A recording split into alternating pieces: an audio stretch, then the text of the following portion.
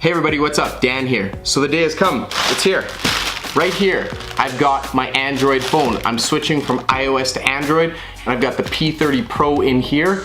Let's run that intro, and we're gonna do a little bit of unboxing. New intro under construction. So I've got the P30 Pro right here. We're gonna do a little bit of an unboxing right now.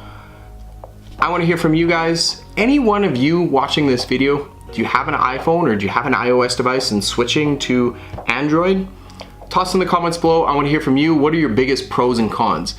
To be honest, I was actually more nervous today about going to the Sastel store about switching over to an Android phone than I was a few weeks ago when I went to my dentist, which that's unreasonable, but we'll see how this goes. We'll see how this shift is and the change from the Apple ecosystem onto something, well, I'm looking forward to it mainly just for the camera. So let's run this unboxing because I know this thing is going to be deadly.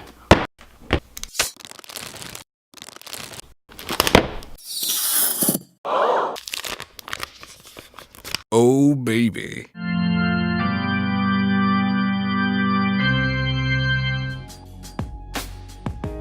This thing is a thing of beauty. So the one thing you're not gonna find here is a review on this phone.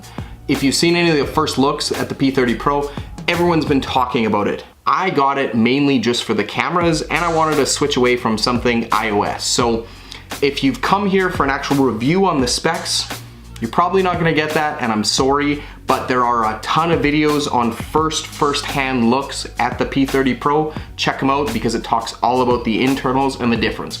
I'm mainly gonna talk about my experience switching over from iOS. So we're gonna do a review over the next couple days. I'm really gonna test out this camera because this is the main thing that I'm looking forward to. And we're gonna talk about the pros and cons about switching over to an Android. First thing I noticed on this phone is the fingerprints. I barely touched it and it's a fingerprint magnet. I did get a case that's clear on it. I am waiting on a D-brand skin to come in as well. One thing I know for certain is these next few days are going to be interesting. Maybe a little bit of good, a little bit of bad, but interesting nonetheless.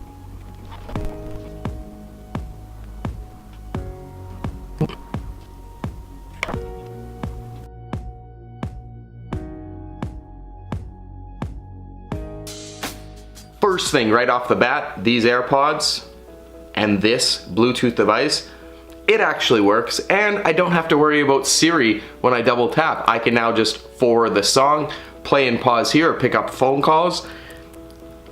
I'm not disappointed with that, but I thought these AirPods may not have worked that well with this phone. Everything works slick. So, it's been about a week with this phone. I was gonna talk about the pros and the cons. I actually thought from switching from Apple to an Android device that there was gonna be far more cons than pros. But let's actually get into this and really talk about the amazing parts about switching to an Android phone and maybe a couple of the downsides or just things I'm getting used to in terms of working with it. I've got to say one of the coolest features is the customization that you can go through with the Huawei platform. One of the coolest items is it's very iOS specific. Some of the gestures I'm very used to, so the transition was very, very easy. The little simple features like the swipe down to search. Closing apps is very intuitive. All you have to do is hit the square button and swipe up to close. So all in all, it's been a smooth transition and this phone has been slick. Let me show you some of the in-camera photos and just show you the dynamic range this camera captures and just show you how amazing this camera performs on a daily basis. I'm super happy that this has now become my daily driver. While I was waiting for Michelle to get her nails done, I stopped at a park and took a couple photos, did some different options, worked with the Pro mode, and really adjusted some of the features that work best for me. Some of these shots straight out of camera are actually pretty impressive. The Super Creeper Cam, or as Huawei calls it, the Periscope Cam, very interesting. Some of the shots from the wide angle, you can't even see in the background what this is able to capture until you actually zoom in and use that periscope feature. And when you're zoomed in, this last photo is on the 50 times zoom, it's actually legible on reading the text on the photo that I took a picture of. It's surprising what the software does in conjunction with the optical zoom. It's absolutely ridiculous, actually. Okay, Now let's get down to some of the downsides of it. And from what I can find within the last 4 or 5 days of using this in heavy use, there's actually really no downside so far. The only thing that I've come across that has been a bit of an obstacle is figuring out how to use iMessage and AirDrop. In another video, I'm actually going to show you what I'm using as alternatives, and I actually figured out how to use iMessage on this with a simple Mac Mini. Yeah, Mac Mini. With the simple Mac Mini, you can actually run iMessage on your Android device, and that's going to be coming for another upload. I do a lot of my texting on desktop, so having the text on desktop is a huge asset for me, and because I transfer a lot of photos from my phone directly to my hard drive, or again for Instagram, I'm taking it from my camera, editing the photo in Photoshop, and then exporting it onto my phone. The challenge of not having AirDrop is just using the workaround of Google Drive, and the only sort of nitpicky thing that I'm having with this is some of the spacing on the captions for Instagram is different. So going forward, what I'm actually gonna do is I'm gonna look up the text parameters, I guess, if you will, and see the differences between my last iPhone 8 Plus and this one, just so I can get some of the spacing on Instagram to look better. Other than that, I'm really enjoying this phone. I'm really enjoying the features of it. I'm really enjoying the customization. So all in all, it's been a really nice change and a really nice switch. The optical fingerprint reader is pretty impressive, and I'm gonna show you just how quickly it responds right now.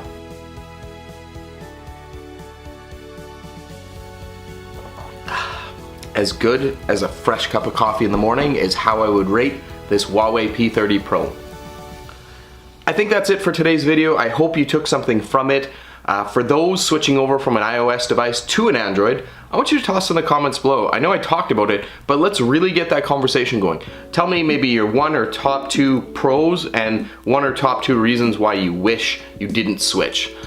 From everyone I've talked to, besides the iMessage, and for the very few people that actually use AirDrop, those have been the 2 biggest obstacles that sort of people have said is a downside of it. Lastly, once that dbrand skin comes in that I ordered, I think I'm gonna get rid of this breathing crystal back. Although it's just absolutely beautiful, the fingerprints on it are too much, and a little bit more protection would never be a bad thing.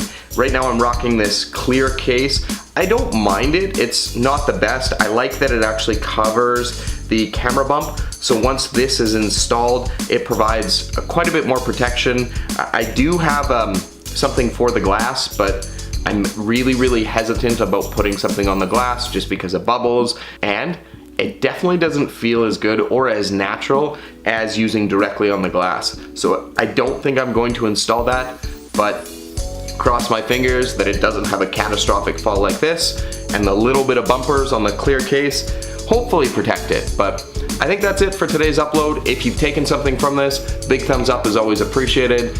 And if you're new to this channel and you haven't yet subscribed yet, I always appreciate it. And if you don't, no big deal. I'll keep enjoying my coffee. Thanks for tuning in. More Android, iOS, and some fun stuff coming up in 2019. Thanks.